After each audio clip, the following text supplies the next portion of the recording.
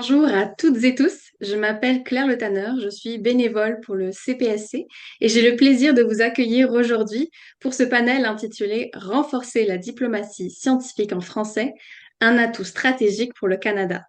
Cette discussion est organisée par le Comité des francophiles du CSPC avec le soutien du Cercle francophone.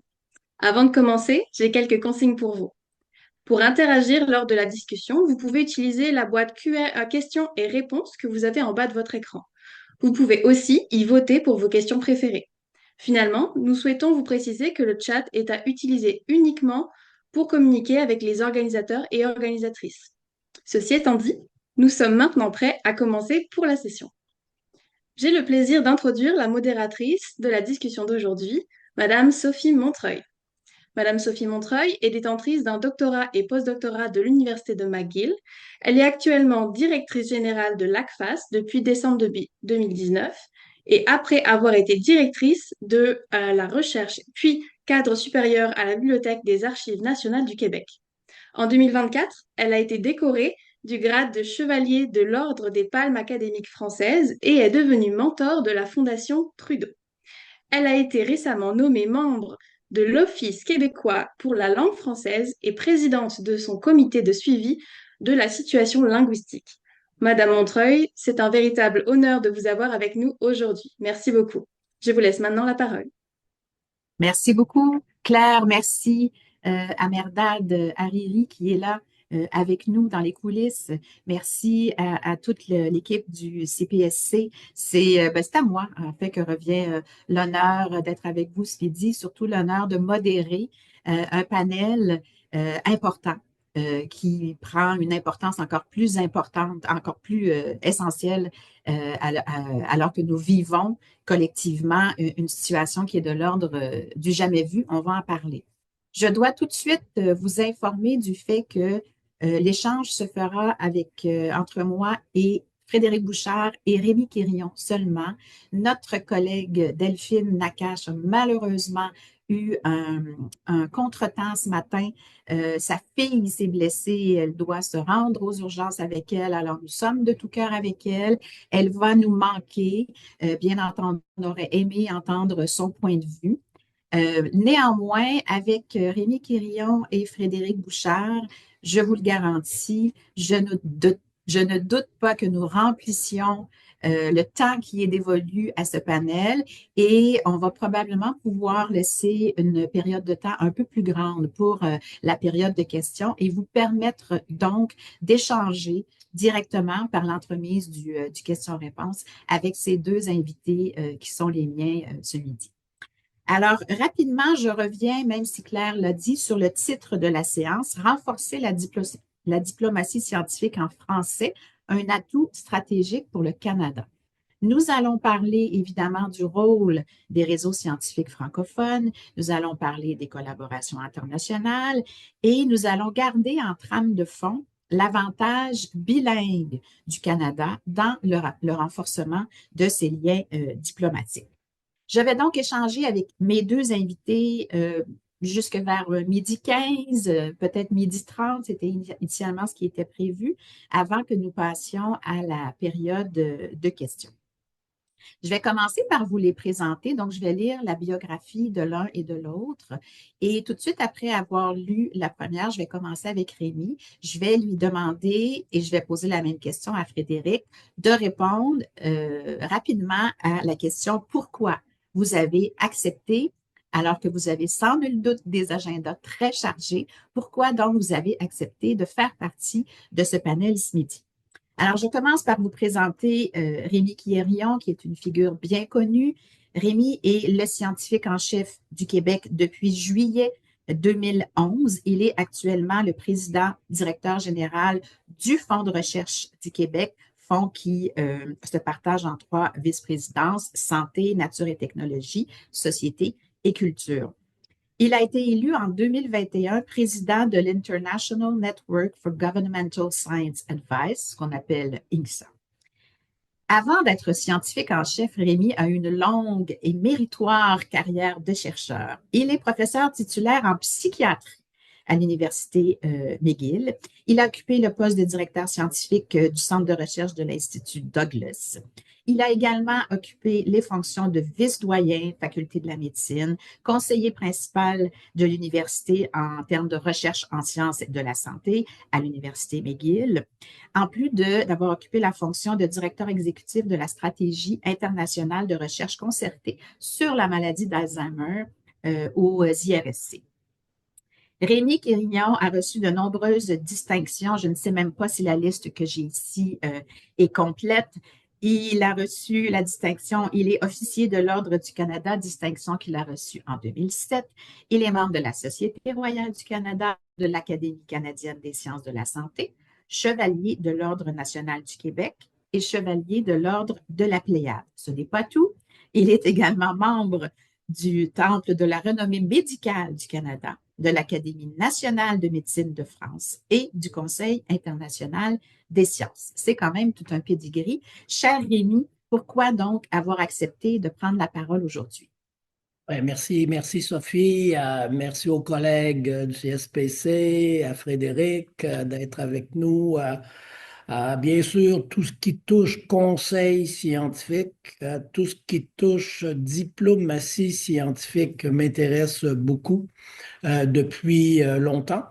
Et lorsqu'on met un peu l'accent sur la francophonie, ça devient encore plus important pour nous ici au Québec, au Canada. Qu'est-ce qu'on peut faire, comme quelle contribution le Québec, le Canada peut amener globalement dans le monde francophone en termes de diplomatie scientifique?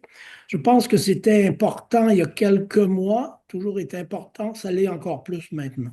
Depuis le 20 janvier, avec la réélection de M. Trump, l'élection de M. Trump, Trump 2.0, les attaques contre la science. Donc, c'est encore plus essentiel, nous, de travailler ensemble au Québec, au Canada, avec des organisations comme le CSPC, là, pour vraiment voir comment mieux positionner nos équipes scientifiques, la recherche, la diplomatie scientifique un peu partout dans le monde. Donc, rôle essentiel à jouer. Et j'invite tous les gens qui participent aujourd'hui là, à nous contacter et essayer de voir comment on peut travailler avec vous pour augmenter l'impact de la diplomatie scientifique dans le monde francophone.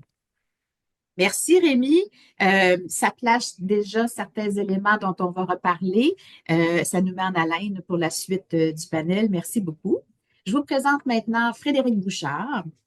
Frédéric est professeur titulaire au département de philosophie de l'Université de Montréal et depuis juin 2017, il est le doyen de la Faculté des arts et des sciences. Frédéric est président de plusieurs conseils d'administration, notamment la plateforme Érudit, notamment aussi Bibliothèque et Archives nationales du Québec et l'Institut de recherche en biologie végétale. Il est également membre du conseil d'administration du Milan. En septembre 2021, il a été nommé membre de la Société royale du Canada. Et rappel important pour la communauté de recherche au Canada, à l'automne 2022, il a présidé le comité consultatif sur le système fédéral de soutien à la recherche. Le comité, sous sa présidence, a rendu public en mars 2023 le rapport issu de leurs travaux, rapport qui comporte des recommandations clés pour l'avenir du soutien fédéral à la recherche. Frédéric, de ton côté, pourquoi accepter de prendre la parole dans ce panel? Merci Sophie, merci Rémi.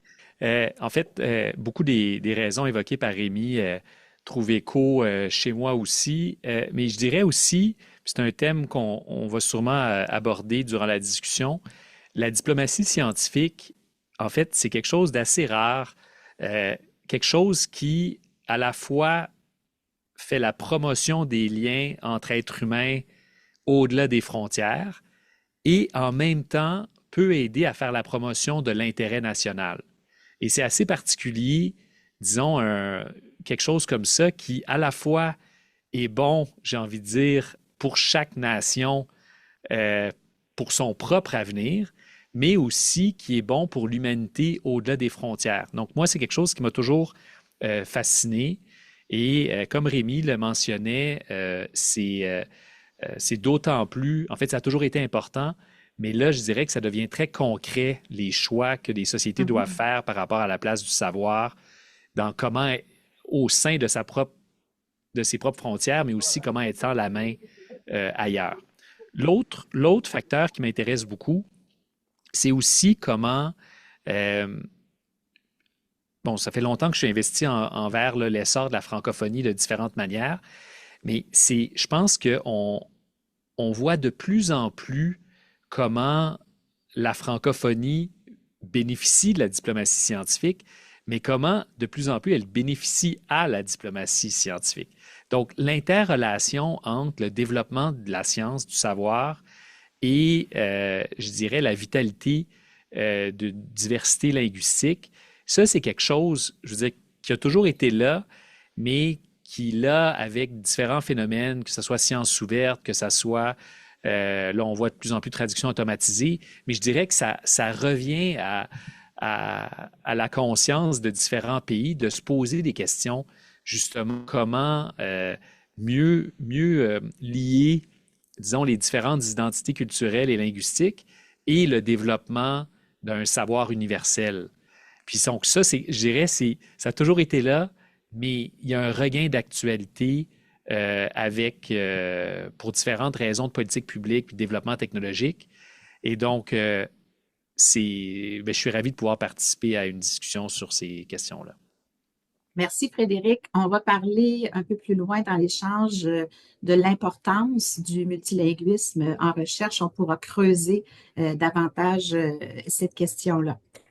Merci beaucoup. Avant de commencer plus directement, j'aimerais qu'on fasse le point ensemble sur c'est quoi la diplomatie scientifique, d'autant plus que il existait des définitions ou une compréhension de ce qu'était la diplomatie scientifique qui existe depuis longtemps sans avoir été nommée comme telle depuis une vingtaine d'années, mais la façon de définir ce qu'est la diplomatie scientifique et son rôle est en train de changer. Alors, je vais m'adresser à Rémi, peut-être commencer par dire que, donc, depuis 20 ans, on avait l'habitude, une vingtaine d'années, on avait l'habitude de dire que la diplomatie scientifique se déclinait en trois volets, si je peux dire.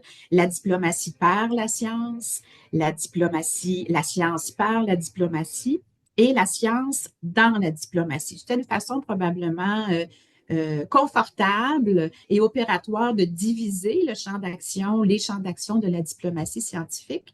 Or, on est à une période où on redéfinit ou on repense ce qu'est la diplomatie scientifique, Rémi? Merci.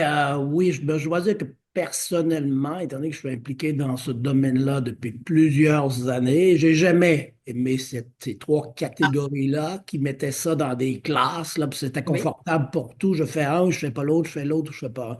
C'est pas comme ça que ça marche sur le terrain. On les fait tous en même temps, tout est interrelié. Et de mettre ça dans des classes, ça nous confortait peut-être dans le milieu académique, mais c'est pas la réalité d'un gouvernement ou la réalité d'un diplomate ou d'un scientifique, la diplomatie scientifique. Donc, ça a été reformulé récemment. Vous pouvez regarder un peu la dernière parution des travaux de la Société royale britannique et de ce qu'on appelle AAAS, American Association Advancement of Science aux États-Unis, qui ont publié en février à leur congrès à Boston. C'est plutôt un genre d'état des lieux, si on veut. Ça a moins de catégories, c'est plus explique un peu des façons de faire.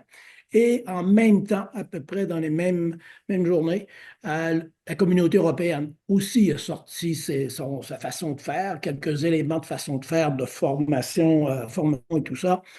Et pour moi, en quelques mots, je dirais, de la diplomatie scientifique, tu n'as pas vraiment. Oui, il y a des défis. C'est vrai qu'il n'y a pas vraiment beaucoup de définitions. Je veux dire, on apprend en la faisant sur le terrain. Ah, C'est ce qu'on essaie de faire maintenant avec certains programmes des fonds de recherche. On pourra y revenir, là.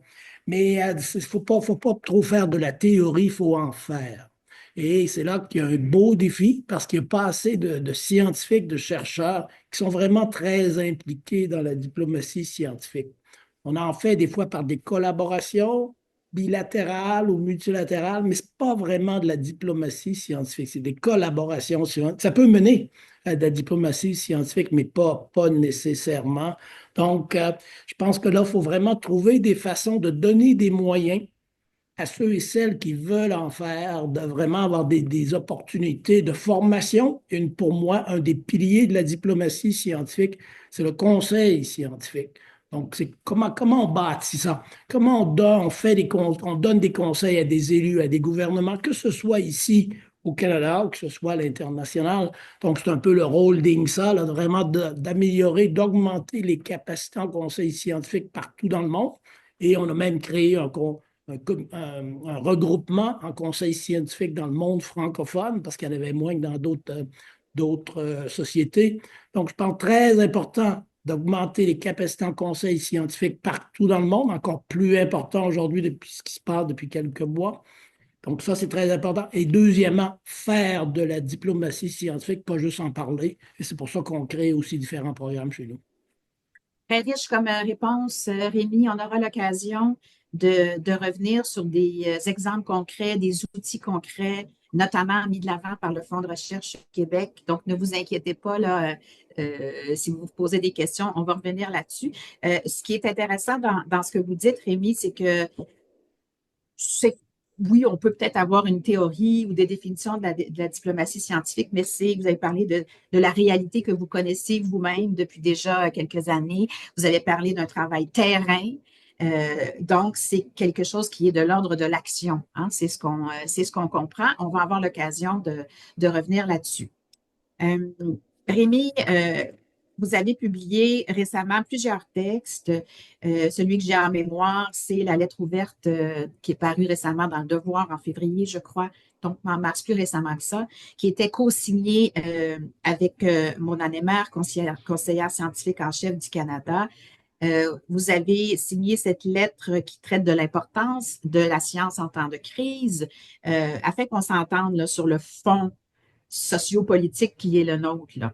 Comment vous décrivez-vous la crise que nous vivons et quels sont les messages qui vous sont apparus essentiels de mettre en valeur dans cette lettre ouverte, mais dans d'autres publications que vous avez faites après coup? Oui, et c'est sûr que ça évolue très vite. Il y a des nouvelles, des fois des À bonnes chaque nouvelles, mais semaine. beaucoup de mauvaises nouvelles, presque même à chaque jour. Donc, ça change très rapidement.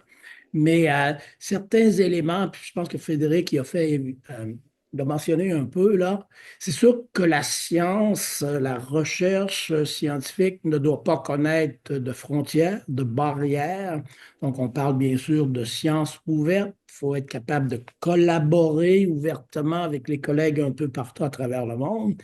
Et dans le cas qui nous préoccupait dans l'article avec Mona, c'est vraiment des collaborations très étroites entre les chercheurs américains et les chercheuses canadiens. Donc, de comment préserver, si on veut, ce genre d'acquis-là, de collaboration scientifique ouverte entre des partenaires canadiens, des partenaires américains.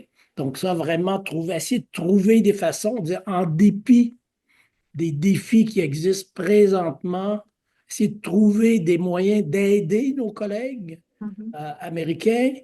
En bout de ligne, est-ce qu'il y a des opportunités pour le Québec et le Canada là-dedans? Peut-être, de recruter certains de nos collègues qui sont là-bas ou même d'autres chercheurs dans des domaines maintenant où c'est plus compliqué de faire de la recherche aux États-Unis, comme par exemple les changements climatiques.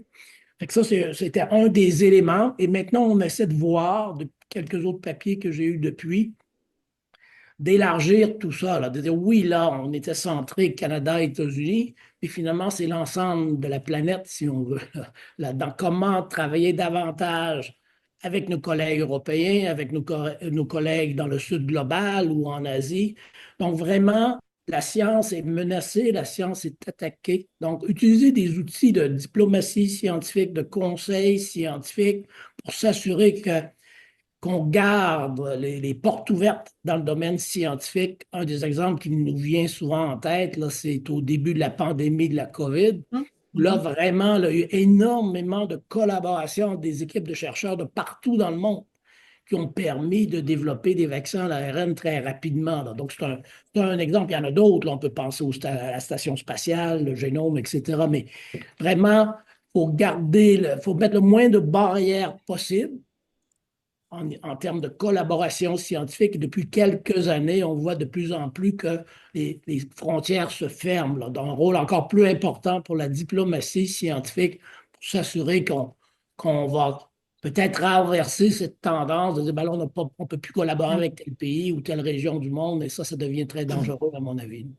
J'ai envie de renchérir, Rémi, avant de passer à Frédéric. Vous étiez, il n'y a pas très longtemps, à l'UNESCO pour discuter spécifiquement de diplomatie scientifique. Est-ce que vous avez senti une urgence plus grande, un momentum, une inquiétude plus grande de la part des pays, des moyens concrets, un rassemblement plus important, une solidarité?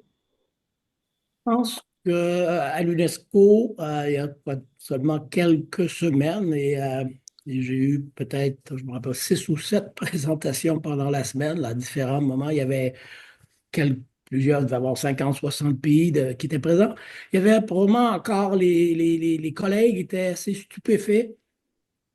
Choc encore. Sur le choc encore, il y avait très, très peu qui osaient vraiment dire, oh, là, il y a quelque chose qui est différent par rapport à ce qu'il y avait il y a seulement quelques mois. Donc, on en parlait beaucoup dans les couloirs, je dirais, mais beaucoup moins en assemblée générale, là. Donc, il y a une sensibilisation qui est encore à faire. Ça s'en vient, je pense. On a vu certaines prises de position récemment de différentes autorités à travers le monde. Mais je pense qu'on doit vraiment, nous, comme chercheurs, que ce soit en milieu gouvernemental ou que ce soit en milieu académique et même privé, il faut vraiment travailler ensemble, là.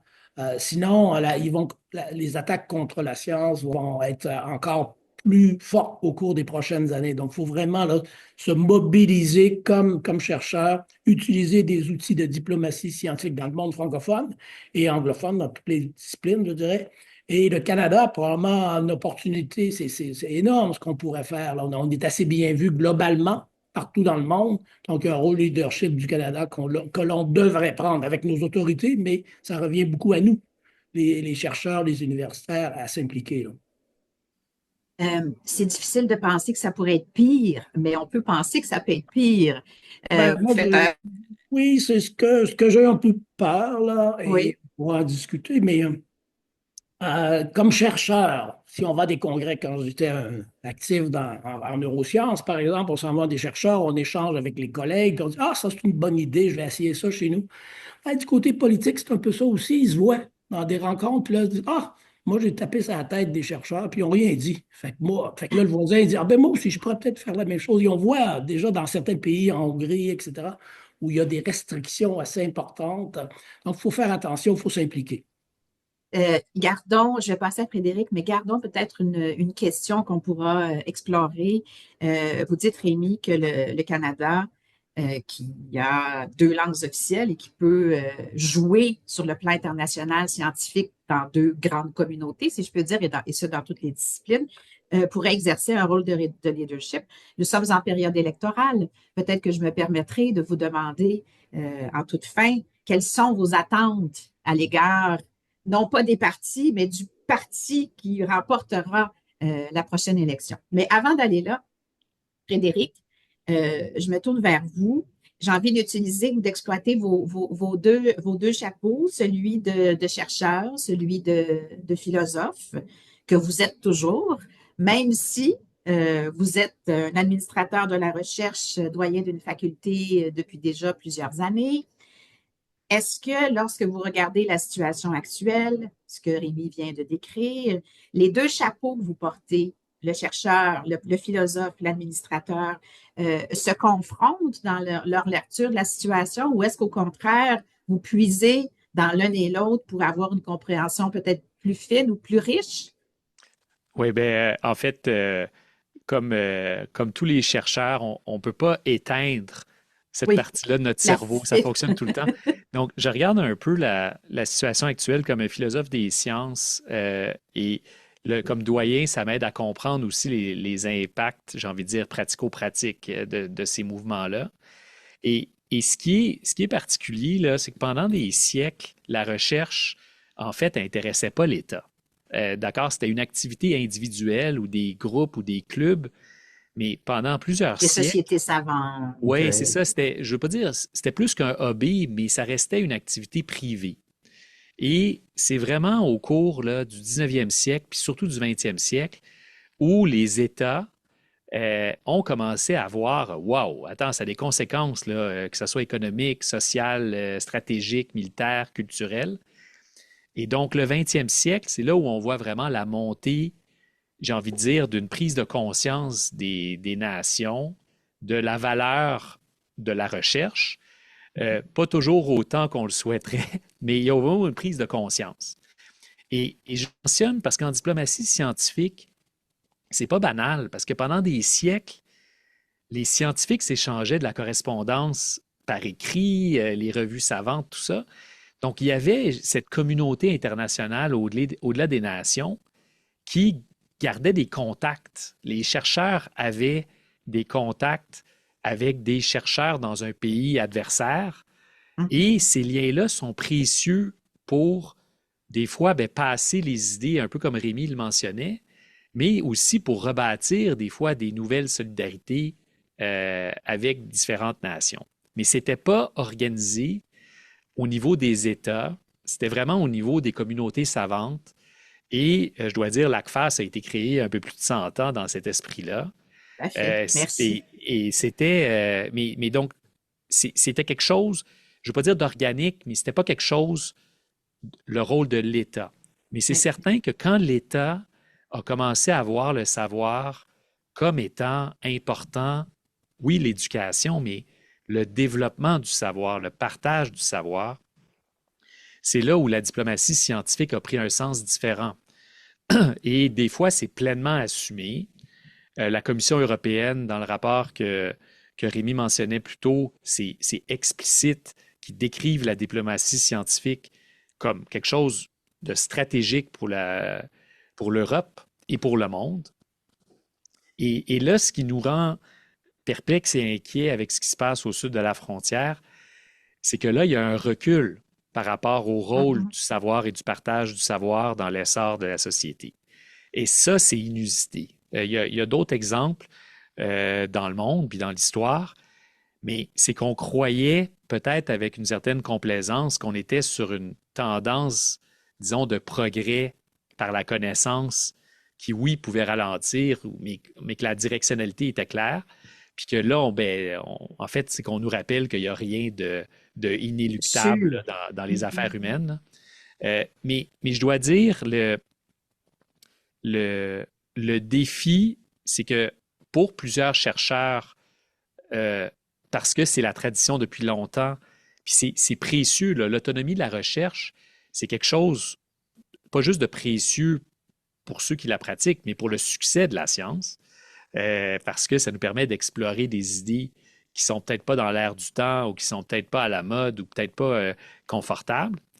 Mais en même temps, il reste que c'est normal aussi que les nations puis les États s'intéressent de plus en plus au développement du savoir. Et cette cohabitation-là entre les deux, c'est quelque chose qui se fait sur le terrain. Rémi fait bien de le dire, mais pour que ça soit fait de manière sereine, il faut que les chercheurs s'investissent dans la chose. S'ils se cachent ou s'ils se disent non, moi je vais faire mes affaires tout seul de mon côté, il ne faut pas être surpris si ce qu'on fait est mal compris par la société. Et donc, puis je veux saluer le travail du Fonds de recherche du Québec parce que en diplomatie scientifique, scientifique en résidence, parce que ce n'est pas toujours à l'étranger, c'est aussi inciter à ce que maintenant il y a des municipalités qui ont des scientifiques en résidence. Mais ça, j'ai envie de dire, c'est la diplomatie scientifique locale. Puis les fonds de recherche du Québec ont été très importants d'en donner l'exemple. C'est pas les seuls, là, ça se faisait ailleurs dans le monde, mais l'a fait avec je dirais, une énergie qui est vraiment remarquable, puis on en bénéficie tous. Puis ça m'amène à la question de la langue. C'est que l'enjeu de fond, pourquoi il y a des politiciens qui voient un avantage, là, au-delà, je vais mettre de côté l'idéologie, là, mais juste l'avantage, j'ai envie de dire, politique là, du jour. Là. c'est parce qu'il y a une partie significative de la société qui ne fait pas confiance aux chercheurs. À tort, Par mais aujourd'hui? ben, je dirais, ce qui est particulier, puis là, on n'a pas les résultats complets, mais pendant 40 ans, il y a des grandes enquêtes américaines qui mesurent la confiance envers différents secteurs de la société. Les chercheurs C'est sont, très élevé. c'est le groupe le plus élevé sur 40 ans. D'accord? Tous les autres groupes, c'est soit en déclin, donc les politiciens, ça a baissé, les journalistes, ça a baissé, le clergé a baissé, mais les chercheurs, c'est le groupe le plus élevé, puis c'est encore une très grande majorité de la population qui fait confiance à l'avis des chercheurs. Mais là, on commence à voir de la volatilité à la baisse aux États-Unis. Ça reste de très haut, mais ça descend tranquillement. C'est difficile de voir si c'est temporaire ou si c'est une tendance lourde. Mais ce que ça souligne, c'est que il faut que, comme communauté de la recherche, on fasse au moins l'effort de plus communiquer avec notre société, mais avec différents groupes, même des groupes qui sont plus réfractaires. Et ça amène la question de la langue. C'est que si on veut bâtir un lien de confiance entre les chercheurs puis la communauté qui rend leur action possible, il faut que ça se fasse dans leur langue. Et donc, ça veut dire qu'au Brésil, Est-ce que je peux, Frédéric? Oui, je t'en prie, Sophie. Il y a tellement de matière dans ce que tu dis. Avant d'aller vers la question de la langue, parce que c'est un sujet en soi, Oui. j'aimerais juste rebondir sur quelque chose. Garde en tête tout ce que tu as. Notre collègue Delphine ne peut malheureusement pas être des nôtres. J'aurais aimé regarder avec elle, et vous l'avez évoqué tous les deux, le rôle dont les chercheurs se revendiquent ou non. Delphine Nakache travaille au sein de collaboration internationale, donc je lui aurais demandé, est-ce que quand vous faites vos collaborations internationales, vous avez l'impression de faire de la diplomatie scientifique? Est-ce que vos collègues, est-ce que vous devez en fait, comment on, parce que là j'ai l'impression que là on parle de deux pôles, on parle de les États ont clairement un rôle et des personnalités, des personnes clés comme le scientifique en chef, les chercheurs aussi. Est-ce qu'ils ont l'obligation, je pousse la note. Non, tout à fait, mais c'est une super bonne question. Puis moi, j'ai envie de dire, je vais distinguer les chercheurs comme individus puis la communauté de la recherche. Très bien, bonne je pense que là où on a besoin, où on a fait beaucoup de chemin, mais on doit continuer à en faire, la communauté de la recherche, des chercheurs, doit être plus soutenante envers ceux et celles qui le font. Oui. Mais ça ne veut pas dire que tout le monde doit le faire. Et c'est un peu comme une équipe de hockey. Tu n'as pas besoin de 10 gardiens de but. Mais il faut que tu sois soutenant de ton gardien. Il faut qu'il soit bon, ton gardien, par Il faut qu'il soit bon, mais il faut qu'il soit soutenant. Donc, moi, soutenu par l'équipe aussi. On a fait beaucoup de chemin, mais je pense qu'il reste à en faire. C'est que tout ce qui est... je vais donner on parle de mobilisation de connaissances, par exemple.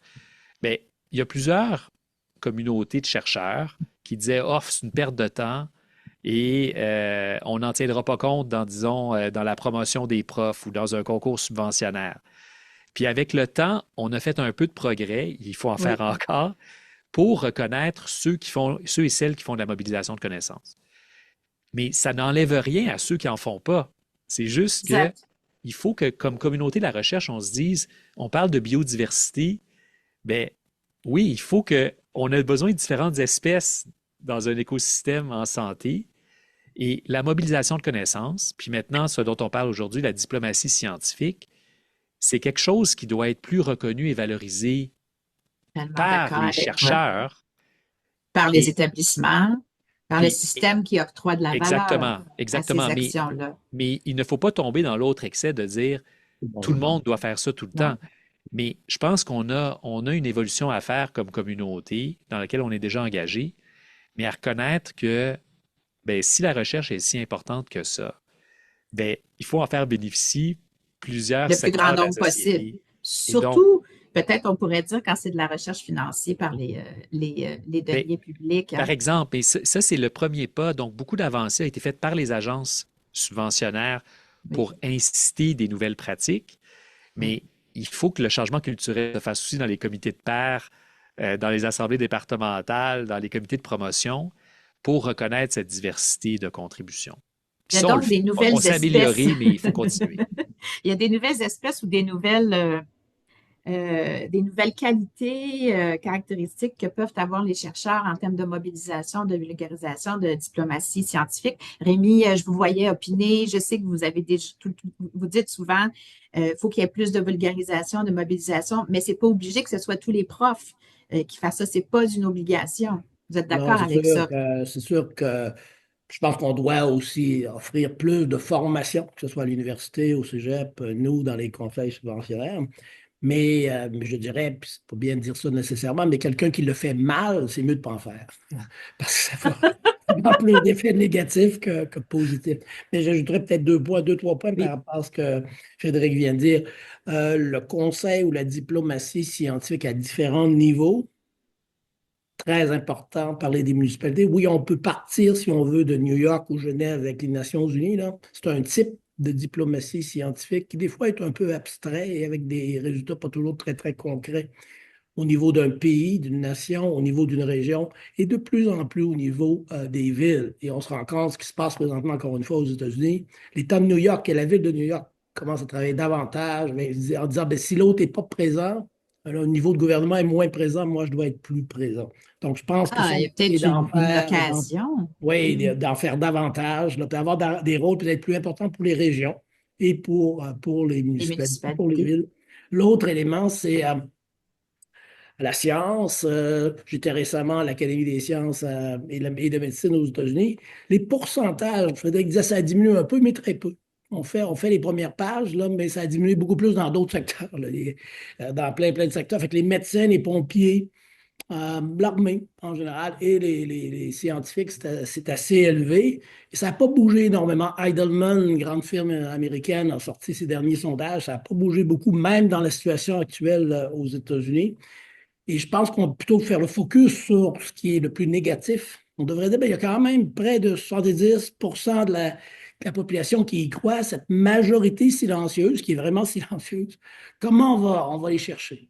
Fait qu'il y a peut-être une question, comme disait Frédéric là aussi, d'être plus près d'eux ou d'elles et de communiquer en termes peut-être un peu plus simples dans certains cas, moins de jargon, mais aussi dans la langue de cette majorité-là. Là. Ça peut être en anglais, en français ou en finlandais, ça a plus ou moins d'importance, mais changer notre façon de faire là, au cours des prochains mois, je dirais.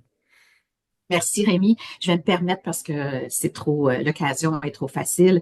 Euh, il y aura le 92e congrès de l'ACFAS dans 3 semaines. En termes de nombre de colloques, si on oublie le grand congrès du 100e anniversaire où on était à 350 colloques, ça va être notre plus gros. Hmm.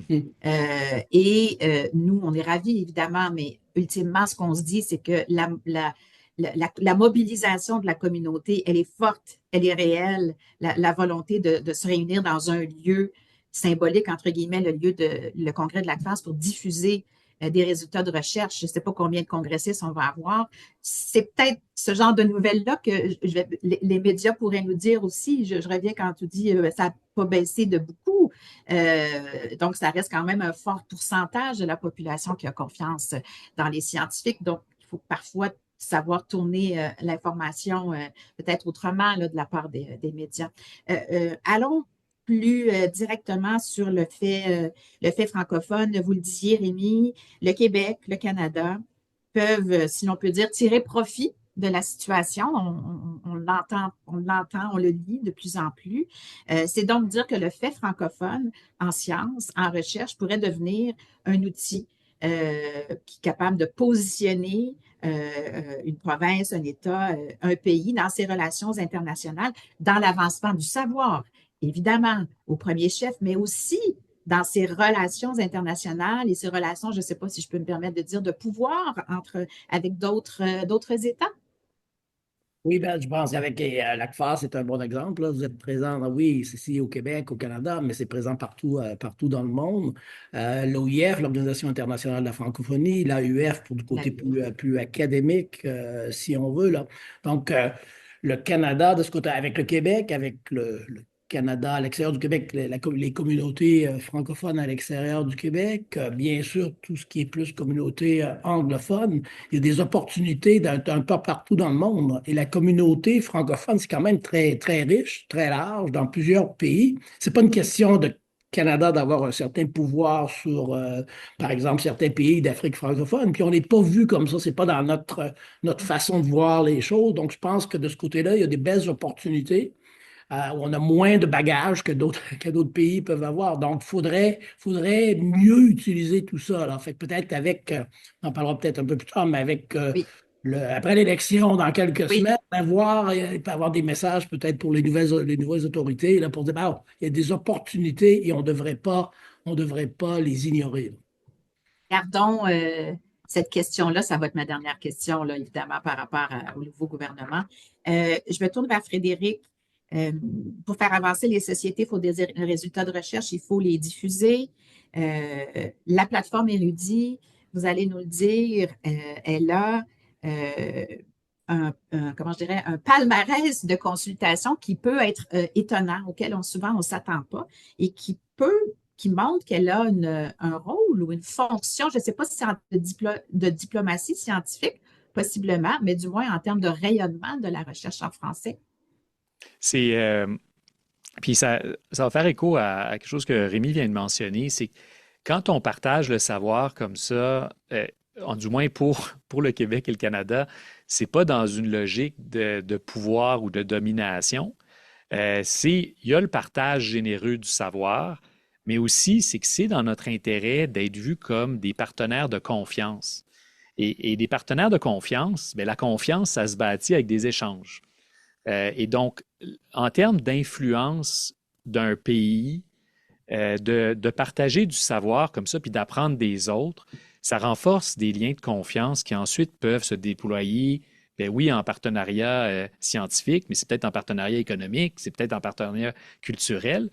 Mais donc, il ne faut pas négliger l'influence positive que le partage du savoir nous offre. Puis là, moi, ça, j'ai le plaisir de présider le conseil d'administration d'Érudit. Et ce qui est fascinant quand on regarde les données, j'ai demandé à l'équipe là, de me sortir des données récentes. Mais en Oui, fait, on est donc, curieux. Érudit, donc plateforme en très grande majorité en français, en très grande majorité en sciences humaines, sciences sociales, mais pas juste. Mais ça donne une idée, là. Et ce qu'il faut voir, c'est que chaque année, il y a plus de 36 millions de consultations chaque année qui viennent de l'extérieur du Canada. Donc, il y a 74 des consultations d'érudits qui viennent de 74. l'extérieur du Canada. Et la majorité des auteurs sont ben, québécois et canadiens. D'accord? Donc, c'est du rayonnement de notre expertise partout dans le monde.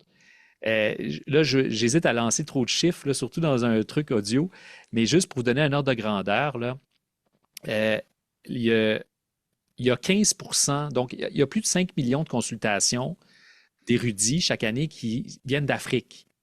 D'accord? Et ça, c'est fascinant. Là. Il y a Vincent Larivière, un chercheur que beaucoup connaissent, et d'autres de son équipe.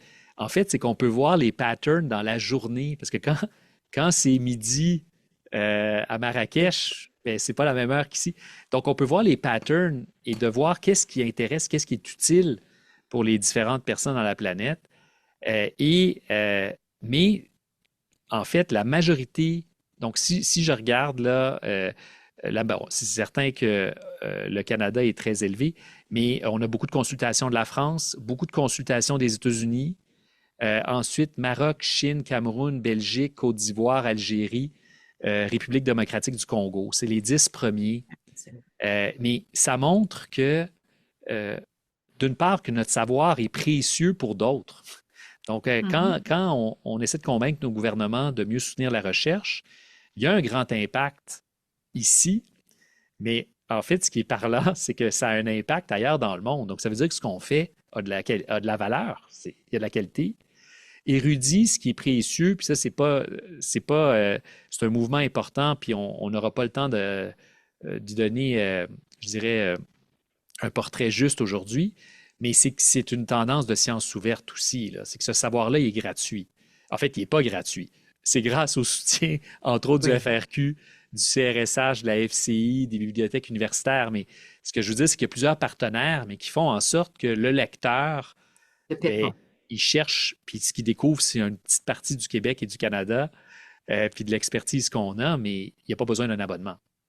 Mais comme, je dirais, comme levier d'influence positive dans le monde, puis là, je dis érudit, mais il y a plein de nos recherches qui ne sont pas dans érudit, mais qui ont un impact positif dans le monde. Mais il ne faut pas sous-estimer comment ça nourrit le lien de confiance avec du monde dans différents pays, puis que Mhm. ça, ben, ça nous aide quand on veut diversifier nos marchés. Je prends un exemple au hasard.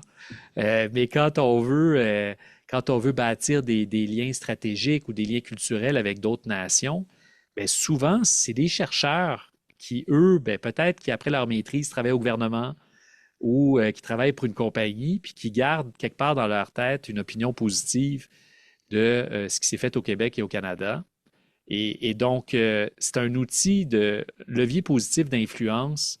Là, je parle d'érudits, mais de notre recherche en général, quand on la partage, qui n'est pas à sous-estimer. Et donc, quand on dit que toute la science se fait en anglais ou que toute la science, c'est juste des grandes universités riches, c'est pas vrai. En fait, il y a beaucoup de sciences qui se fait en français et dans d'autres langues dans le monde. Et, euh, et aussi, il y a plein d'universités, petites, moyennes, grandes, grands centres, plus en région, mais en fait, qui font une recherche de très grande qualité, qui a une valeur, pas juste Une grande ici, valeur. mais ailleurs dans le monde. Puis ça, c'est à nous d'en tirer plus profit, hein. J'adore l'expression Et levier positif d'influence. Rémi, je vais peut-être te la juste, retourner, cette peut-être expression-là. juste Oui, ajouter un petit peu, ici, là, tout à fait d'accord, une plateforme comme Érudit, il faut s'assurer qu'on peut continuer à la développer au cours des années à venir, là. Et oui, ça peut être partout, partout dans le monde. Et la semaine dernière, ben, Sophie était là, mais avec le partenariat avec les collègues français, oui, découvrabilité des contenus scientifiques en français. Donc, Vincent Larivière était là, Érudit était très présent. Donc, ça, c'est un partenariat. L'AUF est impliqué, l'ACFAS est impliqué, nous, on est très impliqués. Et là, encore là, c'est pas une question de dire c'est l'anglais contre le français, mais c'est s'assurer de la place des langues. Nous, on parle du français, ça peut être une autre langue aussi, mais pour nous, s'assurer que ce qui est publié en français va être vu un peu partout dans le monde. Et lorsque c'est important de traduire d'une langue à l'autre, là. Et ça, on va travailler très fort au cours des prochains mois, prochaines années pour s'assurer que sur les grandes plateformes internationales, les publications scientifiques en français sont mieux répertoriées, là. On a besoin de travailler avec tout le monde, là, sur ça. Je pense que ça va être très utile pour les collègues partout dans le monde et en particulier en Afrique francophone. il y a effectivement un bel effort euh, international dans la francophonie là, pour mettre ces forces-là, ces forces vives-là en commun. Deux petites choses. Euh, je voulais parler un peu du multilinguisme avant je vais passer le relais à Rémi avant de revenir avec cette notion de levier positif d'influence. Donc, je glisse une sous-question, puis volontairement, là, je suis pas nuancée. Euh, si tous les résultats de recherche étaient publiés en anglais, ça crée une langue, hein, c'est plus facile pour certains chercheurs. Tout est là, c'est le même langage. C'est plus facile, ça pourrait être plus facile, mais on dit, et nous à la classe, c'est évidemment ce qu'on promeut, c'est la même chose pour vous, on dit non. Le multilinguisme en recherche est essentiel, il est fondamental, malgré l'anglo-normativité, si on peut dire. Rémi, pourquoi? Et le Ben, français, évidemment, mais comme vous le dites depuis le début, les autres langues aussi. oui, ben pour nous, c'est sûr, c'est le français, là. Mais Mais même lorsqu'on est, je dirais, parfaitement bilingue, je ne sais pas si ça existe, être parfaitement bilingue, il y a probablement toujours un certain pourcentage, mais s'exprimer, lorsque ce n'est pas dans ta langue maternelle, certaines subtilités sont un peu plus difficiles à exprimer dans des textes, soit lus ou soit écrits, là, soit verbal ou soit écrit. Donc ça reste quand même un élément. Puis c'est pas ChatGPT ou d'autres structures comme ça qui vont changer ça demain matin, là. Et un des points les plus importants pour nous, à tout le monde au Fonds de recherche du Québec et pour moi, au gouvernement du Québec, là, finalement, c'est les payeurs de taxes qui paient mon salaire en bonne partie et qui paient la recherche qui se fait, beaucoup de la recherche qui se fait au Québec ici. Donc, de redonner à nos concitoyens, concitoyennes dans leur langue, bien sûr, pas les détails là, d'un papier dans une revue scientifique, mais dans des termes un peu plus appropriés, les engager dans la science, dans le conseil scientifique, dans la participation à des projets de recherche scientifique. Je pense que ça peut être seulement gagnant pour tous parce que un peu tout le monde, monsieur et madame tout le monde, si je peux dire ça comme ça, comprend mieux comment on construit la science, comment on bâtit la science. Ça ne peut être que gagnant pour toutes les sociétés partout dans le monde. Effectivement. Frédéric a employé une belle expression tantôt, des leviers positifs d'influence, des diplômés, comme tu le disais, qui se retrouvent dans des établissements, dans des organisations, des ministères, peut-être dans d'autres pays. Les scientifiques en résidence, Rémi, est-ce qu'on peut les qualifier de leviers positifs d'influence? Je reviens à ce que tu disais au début, la diplomatie scientifique, c'est de l'action, c'est du terrain. C'est quoi les moyens concrets? Le FRQ a mis en place beaucoup de choses et sur une relativement courte période de temps.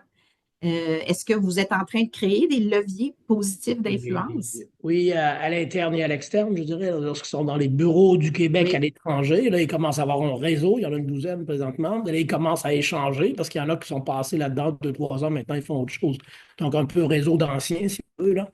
Euh, Aussi au niveau des ministères, parce que maintenant on en a dans les oui, ministères du gouvernement du Québec et de plus en plus, comme ça a été mentionné, au niveau des municipalités, au niveau des villes. Donc, à ces différents niveaux-là, ils commencent à travailler davantage ensemble, apprendre un de l'autre. Oui, tu peux le faire à Berlin, tu peux être aussi à la ville de Montréal, puis apprendre quand même de ce qui s'est fait dans un autre pays. Donc, ça, c'est très important.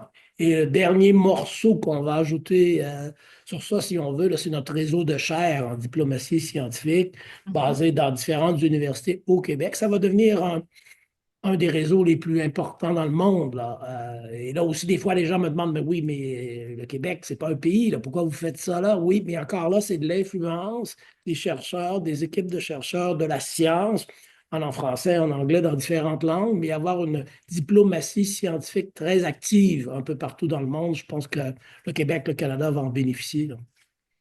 tu parlais de la nécessité de former davantage.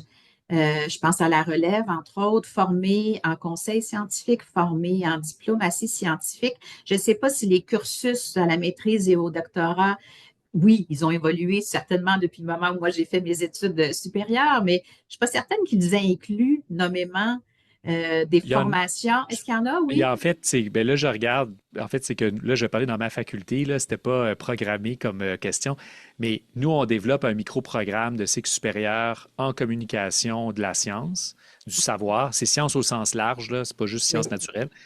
Et pour qu'un étudiant dans n'importe quelle discipline puisse acquérir un peu plus de compétences pour partager la recherche, mais avec des publics plus larges. Puis là, on n'est pas les premiers à le faire, là. Ce que je veux dire, c'est qu'il y a des initiatives comme ça. Puis je dirais que quand on regarde l'encadrement au cycle supérieur, on voit une évolution. Ma thèse en 180 secondes, bien là, de l'ACFAS, ça existe depuis Oui. plusieurs années. Donc, dans la communauté de la recherche, c'est connu, puis de plus en plus, quand on encadre nos étudiants, bien, on les fait pratiquer des communications publiques, tout ça. Là, c'est qu'on élargit de plus en plus le spectre de gens à qui on parle. Ça, c'est l'avancée importante, parce que parler à un sous-ministre adjoint, ce n'est pas comme parler à Charles Tissère. Ça ne sera pas 20 Et, minutes comme dans un colloque non plus, là. ben, mais c'est comprendre les besoins et les contraintes des différentes personnes à qui on parle. Puis ça c'est quelque chose qui s'apprend. Mais je dois dire, les universités en général Est-ce que c'est assez important? Peut-être pas encore, mais c'est quelque chose qui est initié dans les universités pour que ça se reflète dans les cursus. Il y a plus d'opportunités qu'il y en avait avant, ça, c'est certain. Et là aussi, avec les chaires, j'espère que d'ici peut-être 2, 3 ans, avec s'il y en a 8, 9 au Québec, ben, autour de ces personnes-là, de ces équipes-là, il va y avoir plus de cours aussi en conseil et en diplomatie scientifique au cours des années. Pour ceux et celles qui sont intéressés, encore une fois, c'est peut-être pas pour tout le monde, mais au moins pour ceux et celles qui sont intéressés, qui puissent avoir accès à tout ça. Je peux peut-être rajouter un mot sur un programme conjoint qu'on a. L'ACFAS, c'est le bureau du scientifique en chef. C'est le parcours de formation, l'interface, qui vraiment est une formation sur le conseil scientifique très, très concrète. C'est la deuxième édition, la deuxième cohorte cette année. Et on doit refuser, on a 20 places et on doit refuser un grand nombre de participants, autant des participants de la relève que des chercheurs et des professeurs. C'est triste de les refuser, mais ce qu'on voit, c'est qu'il y a vraiment un intérêt très fort dans le fait d'apprendre, de développer cette compétence, que de rendre le résultat de ces recherches accessible à différents publics. Là, tu le disais aussi, Frédéric. On arrive à aux dernières minutes avant de répondre aux questions. Je vous l'ai dit, là, on est en période électorale, on parle du caractère bilingue du Canada. Donc, je vais commencer par Frédéric. Quel serait, si tu avais je veux dire, un 180 secondes avec le futur chef de parti et premier ministre, qu'est-ce que tu lui dirais qu'il convient de faire? 6 mots. Suivez les recommandations du rapport Bouchard. Non, mais en demi-blague, ben, en fait, je suis sérieux, mais je vais partager dans le chat tout à l'heure, là, c'est quelques réflexions sur la diplomatie scientifique, mais le lien avec les politiques publiques n'est pas banal. Et donc, c'est pas juste une question de sous. À la limite, c'est plus une question de constance. C'est qu'il faut que les gouvernements, quand ils soutiennent la recherche en général, le fassent pas pas à coup de temps en temps. Tu sais, idéalement, c'est de le faire de manière continue dans le temps. La diplomatie scientifique, c'est une des activités qui est le plus rapidement mise de côté quand on n'a pas de ressources prévisibles. C'est vu comme pardonnez en anglais, là, mais du nice to have. Là. Ça ne l'est pas. Mais la recherche a besoin de constance dans son soutien.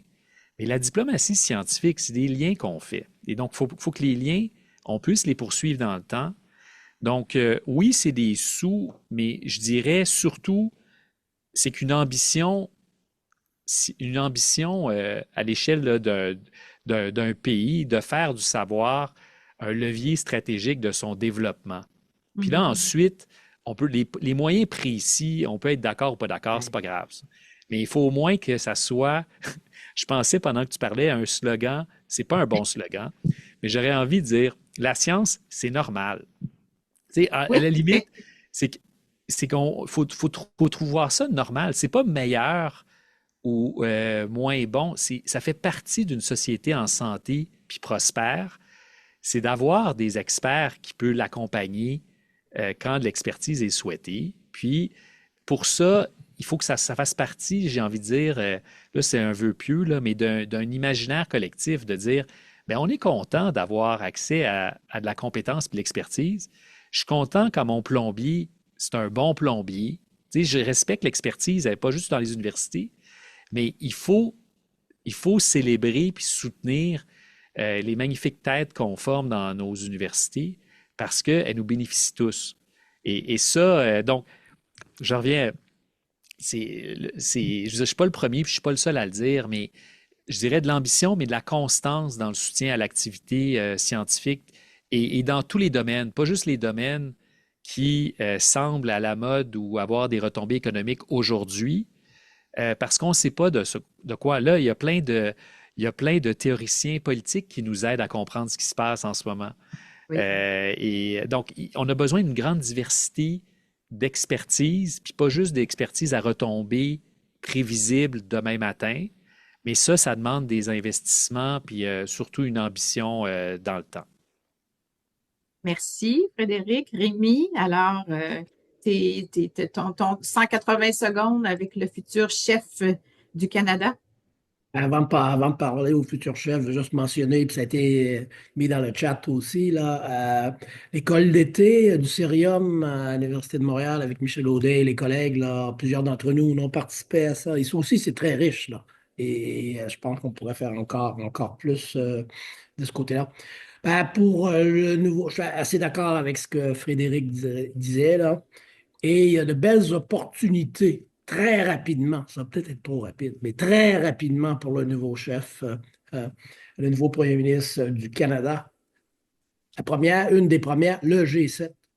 Il semble Oui. à Alberta au mois de juin d'arriver et de faire une annonce. Waouh!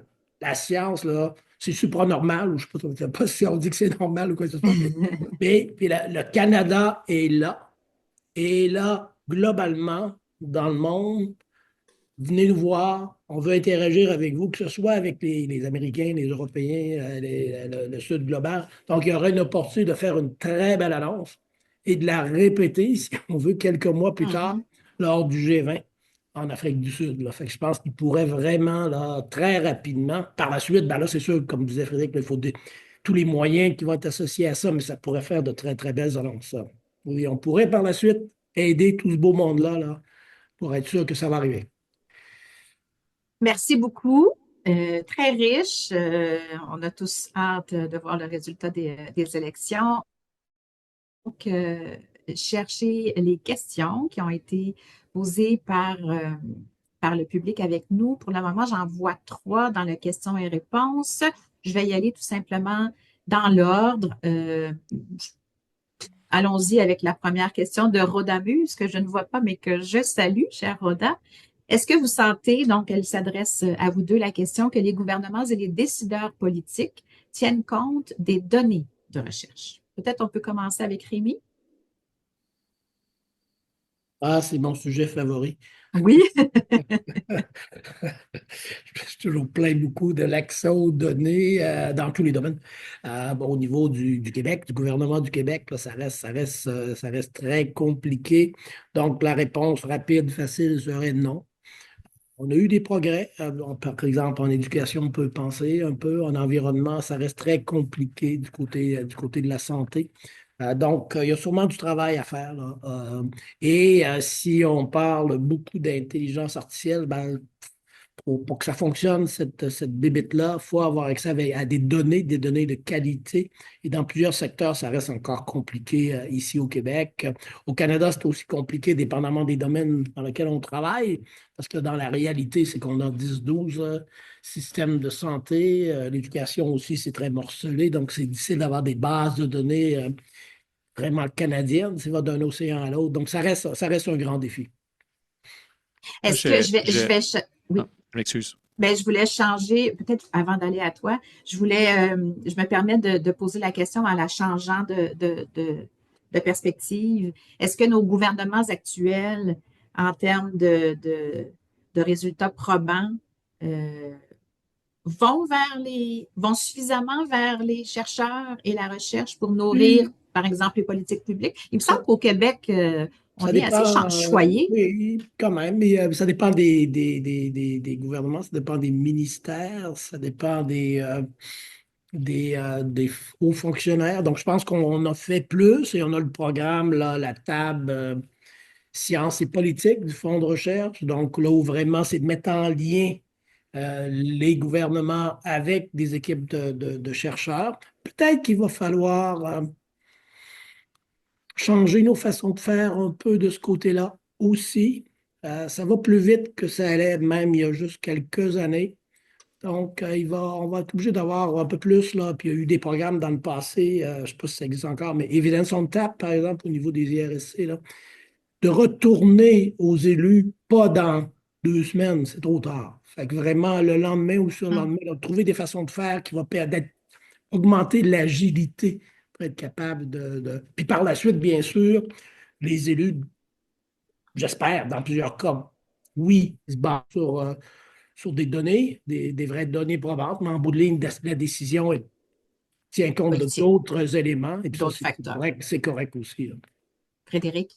Oui, en fait, le fardeau est collectif, là. C'est est-ce que nous, on souhaite, là je parle nous comme population, là, est-ce qu'on souhaite que les politiques reflètent mieux les données probantes? Je pose la question de manière provocatrice parce que, quelque part, si les citoyens le demandent, le gouvernement va suivre. Mhm. Et donc, la cause à effet ici est complexe. Je pense qu'il faut, nous, puis au Québec et au Canada, on est relativement privilégiés, mais il y a du chemin à faire pour que ça fasse plus partie de, j'ai envie de dire, du suivi des politiques publiques, là, dans la construction puis dans le suivi. Mais il faut aussi, idéalement, que les citoyens le requièrent. Alors que, puis c'est humain, c'est normal, mais des fois, il y a des choses qu'on veut, mais qui ne correspondent pas au meilleur état de connaissance. Et la science nous dirait, ben, tu devrais manger ceci. Je dis, ouais, mais j'ai envie de manger cela. Je veux dire, donc, humainement, c'est normal. Mais ce que je dois dire, c'est pour ça que moi, j'espérais, j'ai envie de dire, une ambition nationale par rapport à la place du savoir dans la prise de décision, Mhm. parce que ça responsabilise tout le monde là-dedans. Quand un rapport nous dit, ben, tel aménagement, c'est pas une bonne idée ou c'est pas utile, ben, comment on réagit par rapport à un rapport d'experts? D'accord? Donc, des choses comme ça responsabilise tout le monde. Donc, c'est pas juste le gouvernement qui en demande pas assez, c'est nous aussi, est-ce qu'on en demande assez de cette expertise-là comme citoyens? J'ai pas de réponse simple à ça, là. C'est juste dire, je pense qu'on est tous responsables de l'état de la situation, qui est pas mauvais là, quand on se compare aux autres. À Mais d'autres. si on veut progresser là-dedans, je pense qu'il faut que ça devienne comme citoyen qu'on le requiert. Et je reviens, l'autre point que Rémi donnait est important. Si on parle de données, ben, il faut qu'on puisse jouer avec ces données-là. Et ça, c'est un gros, gros, gros défi. Je dois dire que la technologie nous aide de plus en plus pour les questions de protéger la vie privée. Autant ça augmente certains risques, autant ça augmente notre capacité d'anonymiser des données. Oui. Et donc, ça, c'est un chantier qui est à notre portée pour faciliter les choses. Merci. Il y a trois autres questions pour le moment.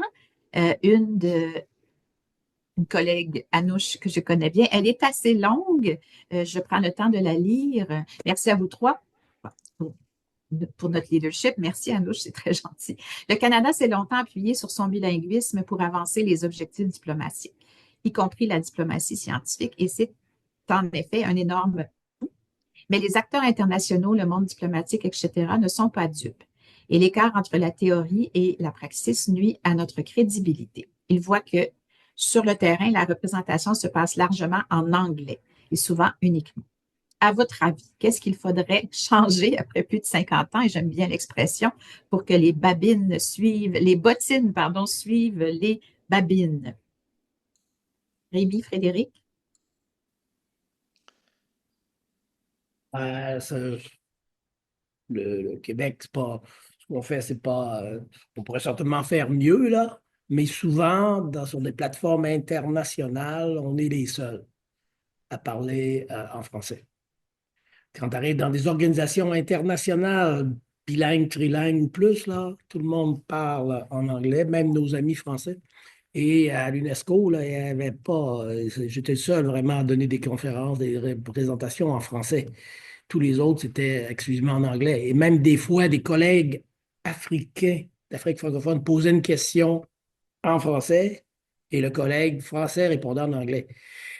La tradition simultanée. Là. Donc, je pense qu'il faut donner l'exemple, être un peu Don Quichotte et continuer à se battre au niveau québécois, au niveau canadien, mettre de la pression au niveau des collègues canadiens aussi là, pour utiliser davantage le français. Moi, je Frédéric? partage, en fait, je vais donner une note d'espoir parce que là, il y a beaucoup de. On sait que les défis sont colossaux, puis que, oui, il y a un petit côté Don Quichotte, mais on parle encore de Don Quichotte. Hein? C'est pas si pire après quelques siècles. Donc, mais je vais donner l'exemple. Quand je suis, par exemple, au congrès de CSPC, à un moment donné, je participais à un panel, puis là, je ne parle pas d'un panel annoncé en français, là, c'était un panel qui était surtout en anglais. Puis à un moment donné, j'ai dit à l'auditoire, puis j'ai dit, écoutez, je vais faire une section en français, et je vais parler lentement et je suis convaincu que vous allez comprendre plus que ce que vous pensez que vous êtes capable de comprendre. Et donc, je faisais une partie de la présentation en français et j'ai même dit, mais là, c'est des gens, tout le monde a une éducation universitaire avancée, on est au Canada, ils ont à peu près tout fait du français quelques années au secondaire. Mais ce que je veux dire, c'est que je pense qu'il faut aussi se mettre au défi de le faire. Il y a la question de la représentation, mais en fait, il y a plein de monde qui ont appris le français. Ce qu'il faut peut-être leur dire, c'est pas grave si t'es pas bon, là. Tu sais, je veux dire, on est capable de se comprendre, puis on va baragouiner ensemble. Peut-être pas utiliser baragouiner, parce que pour un non-locuteur québécois, c'est On peut-être une prendra barre peut-être haute. pas.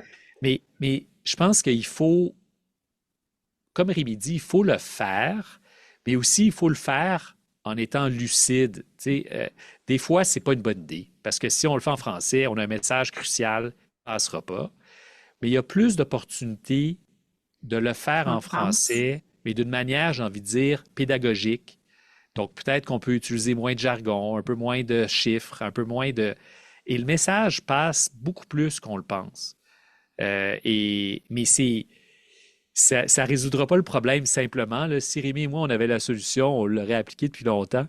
Mais je pense que de le faire, puis de le faire d'une manière, j'ai envie de dire, sincère puis généreuse, il y a des réponses plus systématiques à faire, mais elles sont hors de mon contrôle. Mais je dois dire qu'on serait surpris à quel point, en fait, il y a plusieurs personnes qui sont ravis de pouvoir y participer et qui ne sont pas des locuteurs francophones, j'ai envie de dire, confortables. Bon, là, on parle souvent du phénomène de l'insécurité linguistique pour les francophones qui vivent en situation minoritaire au Canada par rapport au fait de parler français, mais il pourrait y avoir une sorte d'insécurité linguistique chez nos collègues anglophones qui hésiteraient à parler le français parce qu'il n'est pas parfait, alors que, je sais pas, ben, vous êtes peut-être, comme Rémi dit, bilingue. Est-ce qu'on peut vraiment être bilingue? Moi, quand j'ai des limites en anglais, je mets un mot en français, puis c'est tout. C'est quand je suis obligée de parler en anglais, donc il ne faut pas être gêné de ça non plus. J'enchaîne. Ben, la prochaine question va aller à Rémi directement. La recherche au Québec relève maintenant, euh, quand même depuis déjà un bon moment, là, je dirais moi-même, principalement du ministère de l'Économie, de l'Innovation, de l'Énergie. Est-ce que ceci n'enlève pas de la crédibilité à l'enseignement supérieur? Je commence avec Rémi, mais Frédéric, vous avez peut-être un petit point de vue là-dessus? C'est sûr qu'on interagit, moi j'interagis avec le ministère de l'Enseignement supérieur et la ministre en titre, pas tous les jours, mais certainement toutes les semaines. Là. Finalement, 40% du financement des fonds de recherche du Québec vont pour les étudiants et les étudiants gradués qui sont vraiment en milieu universitaire ou dans les collèges. Là. Donc c'est vraiment le lien avec l'enseignement supérieur est très, très, très important. Et aussi, les deux ministères travaillent très, très bien ensemble depuis plusieurs années, indépendamment du gouvernement du jour, je dirais. Là. Fait que pour moi, je n'ai jamais senti trop de problèmes de ce côté-là. Et des fois, l'innovation sociale est une des priorités dans la SQRI. On a réaffirmé Oui. l'importance de la recherche non dirigée, de la recherche fondamentale, de la liberté académique. Donc, tout ça est venu, on était sous ce chapeau-là depuis plusieurs années. Là. Et on a quand même réussi à tout faire ça. Fait que je ne suis pas trop inquiet de ce côté-là.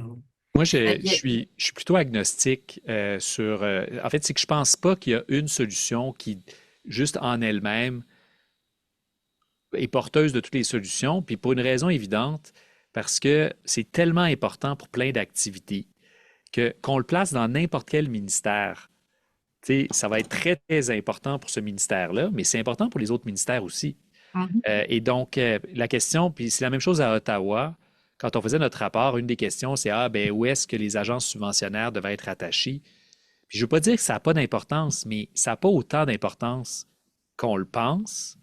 Euh, En fait, c'est que s'il y a une intention du gouvernement de placer le savoir de manière prioritaire, ça va être prioritaire, que ce soit dans un ministère à vocation économique ou dans un ministère à vocation indépendant.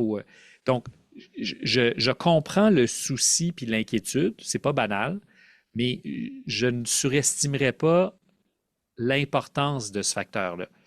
C'est une question, est-ce que le gouvernement, pas juste le ministre ou le ministère, mais est-ce que le gouvernement s'y attarde? Et ça, ça a un effet beaucoup plus significatif. L'exemple classique, là, c'est que en agriculture, la science, c'est hyper important. Ben, on n'a pas besoin de Les rattacher recherches. le FRQ au ministère de l'Agriculture. Je veux dire, on pourrait le faire, là, mais je veux dire, c'est pas en soi, il ne faut pas se surprendre que ça soit rattaché quelque part. Ouais. Et il ne faut pas surestimer les effets que ça ne soit pas rattaché directement à un ministère à L'ensemble. vocation éducative. C'est pas une mauvaise idée, mais c'est pas une solution aussi significative qu'on pourrait l'espérer. Et on ne faudrait pas sous-estimer les liens qu'ont les ministres entre eux et les fonctionnaires de différents ministères. Je suis en train d'oublier que, je ne sais pas si Kim ou quelqu'un veut prendre la parole, mais on va lancer, ou il a peut-être déjà été lancé, un sondage. Je ne sais pas si c'est dans la conversation ou dans le question-réponse, mais merci aux participants et aux participantes de prendre quelques minutes pour y répondre, s'il vous plaît. J'enchaîne. Un, deux. Il reste deux questions. Ah, celle-ci est particulière. Pourquoi le Québec, je ne sais pas qui va vouloir répondre d'entre vous, pourquoi le Québec est-il un des seuls endroits au monde à ne pas appeler ses chercheurs docteurs, titre réservé aux médecins? Ne serait-il pas le temps de changer ceci pour redonner davantage de noblesse aux chercheurs aux yeux de la société québécoise? Alors que c'est vrai que du côté des anglophones, le doctor est plus utilisé. Ça, c'est moi qui rajoute cet élément-là. Moi, je me présente tout le temps comme philosophe, donc j'ai dépassé le. Mais en fait, j'ai pas la réponse fine, mais c'est lié à la loi sur les ordres professionnels. Tu sais, c'est des questions de reconnaissance de différents titres. Ça, c'est pas une justification, là, c'est juste un détail historique, mais je sais pas. Pour moi, ça fait pas. Je veux pas minimiser ça, mais je pense que c'est pas ça le plus grand obstacle à un meilleur rôle des chercheurs dans différents domaines dans la prise de décision. Moi, il y a d'autres leviers que je souhaiterais proposer. Là, je vais vite, vite, là. Mais par exemple, est-ce qu'on a des soutiens, que ce soit fiscaux ou que ce soit directs, suffisants pour du recrutement de maîtrise et de doctorat? Tu sais, donc là, le titre utilisé, c'est une chose, mais est-ce qu'on a les incitatifs en place pour encourager le recrutement de personnes avec des expertises développées? On le fait pour certains crédits d'impôt liés à l'innovation, Ouais. et puis dans plusieurs employeurs le font. Mais ça, c'est peut-être quelque chose. Moi, personnellement, j'irais plus sur ça, un boni, disons, au recrutement ou soutenu par l'État que pour des maîtrises et doctorats. En tout cas, moi c'est par là que je commencerais, mais je comprends tout à fait la question de spectateur anonyme. Je Oui, pense. souvent, Et je suis d'accord aussi dans la fonction publique, là, on travaille un peu là-dessus, mais ça reste un défi, même pour les gens qui travaillent au gouvernement du Québec, dans différents ministères, d'avoir un doctorat ne te donne pas grand-chose de plus en termes de profil de carrière, et ça, c'est vraiment, vraiment dommage, la maîtrise doctorat. Et dans le monde francophone, très souvent, on utilise plus le titre de professeur que de docteur. Et un professeur, c'est une belle visibilité aussi, là, autant qu'un docteur dans plusieurs sociétés, là. merci. Il reste une dernière question. Alors, qui est celle-ci. Ah non, j'en ai sauté une, il en reste deux. La première, on y a répondu un peu par la bande. Peut-être qu'on peut raffiner notre réponse. Connaissez-vous des opportunités de formation stage en diplomatie scientifique pour des étudiants ou doctorats intéressés par une carrière en diplomatie scientifique? Il y en a de plus en plus, là. Ils pourront nous contacter s'ils veulent, là, avec des scientifiques en résidence, dans les universités aussi, des écoles d'été, certains cours. Donc, il va y en avoir de plus en plus en conseil et en diplomatie scientifique. Il y a De quelque plus. chose que tout le monde peut faire, puis à la limite, donc ces occasions-là sont cruciales, mais si vous êtes un étudiant à la maîtrise ou au doctorat ou si vous êtes un chercheur, comme juste, puis là c'est plate parce que c'est bénévole, donc là vous allez brûler quelques soirées, mais vous seriez surpris à quel point il y a beaucoup, puis pas juste des élus, mais des compagnies, s'il y a une cause qui vous tient à cœur ou qui vous intéresse, juste de dire, écoutez, est-ce que ça vous j'ai fait un petit 2 pages sur l'état de la situation dans votre secteur. Est-ce que ça vous intéresse? là, si vous n'avez pas de contact, là, ben nous, on peut vous aider à la limite à trouver une bonne personne, mais juste d'offrir de l'expertise à quelqu'un qui n'est pas en contexte de recherche, vous seriez surpris à quel point ça a un effet, parce qu'on a tous besoin un peu plus d'éclairage. Et souvent, il y a des organisations qui n'ont pas de moyens Exact. pour le demander ou pour le payer. Donc, trouver une OBNL qui vous tient à cœur ou de votre voisin ou de votre cousin ou une compagnie ou quelqu'un qui travaille dans un ministère, vous dire, écoute, moi, j'ai une maîtrise en microbiologie, puis j'ai lu un peu ce qui se passe sur l'évolution de la résistance antibiotique. Je ne sais pas là. Mais juste de dire, d'offrir une petite expertise condensée à Très quelqu'un, intéressant comme vous piste. seriez surpris. Ben, un, ça Oui. vous aide, vous, à vous pratiquer là-dedans, mais peut-être que ça va susciter d'autres occasions de demande d'expertise comme ça. Là, je parle à l'échelle vraiment locale, mais ça, c'est quelque chose que tout le monde peut faire là, avec sa municipalité, avec son gouvernement régional, son OBNL, offrir un peu d'expertise. Le problème, c'est que c'est votre temps. Mais c'est comme ça, des fois, qu'on peut Ben, commencer à c'est une débloquer, forme là. de bénévolat, hein? Oui, On oui. peut le Puis d'aller dire. voir, j'ajouterais juste un peu ici, là, allez voir votre député. Ah, Plusieurs vont aussi. vraiment bénéficier beaucoup parce qu'ils n'ont pas, Oui. en termes de ressources, en général, c'est assez limité. Et Mm. quelque chose Les budgets de assez concret recherche. pour le comté, il va y avoir beaucoup de Oui. preneurs. J'ajouterais, je ne sais pas s'il y a quelqu'un du fonds de recherche qui est là, au-delà de Rémi. Il y a une infolettre du Forum Sciences et Politique qui est publiée, je pense, peut-être mensuellement, et qui recense toute information utile sur les relations entre les sciences et les scientifiques et l'État et les fonctionnaires et les élus. Donc, si jamais il y a des formations spécifiques, vous allez les voir passer dans cette infolettre. Il reste une dernière question, mais j'ai quand même l'impression y a répondu. Mais peut-être que ça vous permettra là, permettra de ramener certains éléments. Quels dispositifs concrets sont mis en place pour favoriser la participation de l'ensemble de la communauté scientifique au conseil scientifique, en dépit, intéressant, de la diversité des champs disciplinaires? Avez-vous quelque chose à ajouter? C'est le dispositif concret, ça va vraiment varier. Je pense qu'on le dit, le Rémi disait d'aller parler à des députés, tout ça. Là, c'est vraiment, là, c'est plus individuel. En termes de mécanisme, moi, j'ai envie de dire, je suis vraiment impressionné, puis je ne fais pas ça juste pour lancer des fleurs à Rémi au FRQ, là, mais le mouvement là, des scientifiques en résidence, euh, que ce soit dans les délégations du Québec, que ce soit dans les municipalités, à un moment donné, là, c'est pas banal que différents gouvernements, niveaux de Ah, j'ai gouvernement, vu. trouvent ça tout à fait normal. Dire, ah oui, on devrait, nous, il est où notre scientifique en résidence? Comme ça, c'est pas Oui, banal parce que ensuite, ces personnes-là peuvent ensuite recommander que, disons, ben, sur une consultation publique, peut-être qu'on pourrait s'informer d'un groupe de chercheurs. Puis là, je le mets de manière très locale, mais c'est une diplomatie scientifique essentielle pour nos communautés.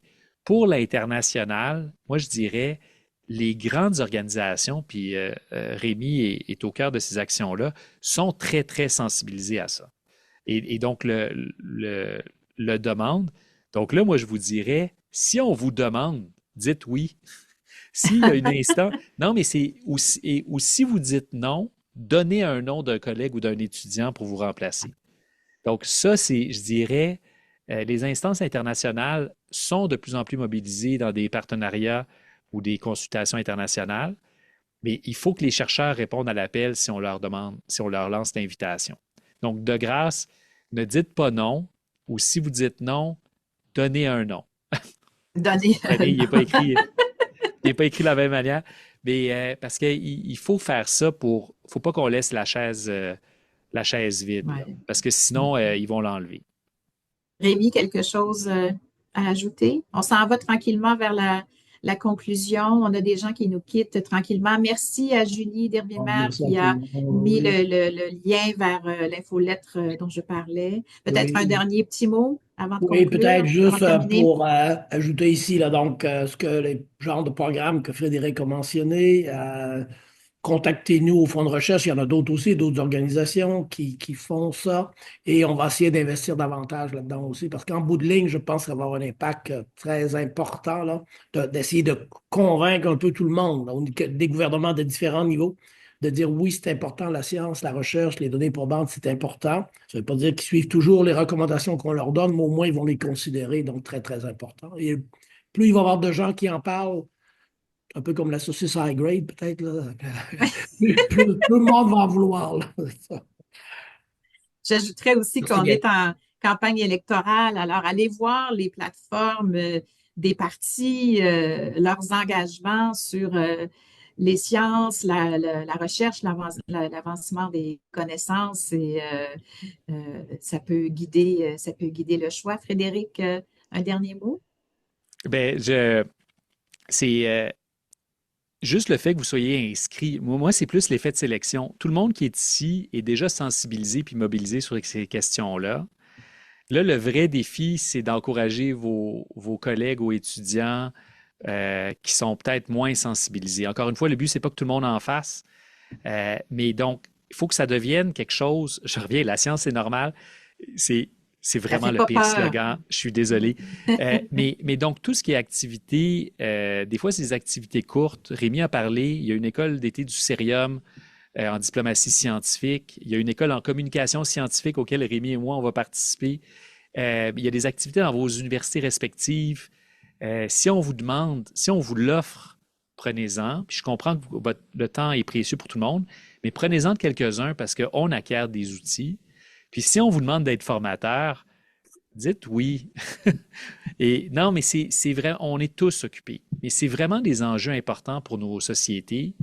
Puis si plus de monde le fait, bien, le fardeau individuel va diminuer. Mais pour ça, plus d'entre nous doivent y participer.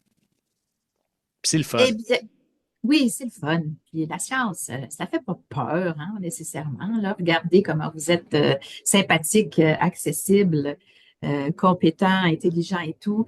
Je remercie toutes les personnes présentes d'avoir consacré leur heure de lunch pour la majorité d'entre elles qui est dans l'Est du pays, à écouter nos deux invités. Vraiment, ils ont été géniaux, ils ont été généreux. Alors, Rémi Quirion, Frédéric Bouchard, encore tous mes remerciements au nom du CSPC, en mon nom personnel. C'était vraiment un plaisir et un privilège d'échanger avec vous. Il y a plein d'informations encore dans la conversation. Suivez les activités à venir du Cercle francophone du CSPC. Il y a des choses intéressantes qui vont se dire là. Merci encore. Merci, Frédéric. À toi. Merci, Rémi. Merci. Sophie. À bientôt. Merci, Sophie. Merci à toi, Merci. toute l'équipe. Merci bien.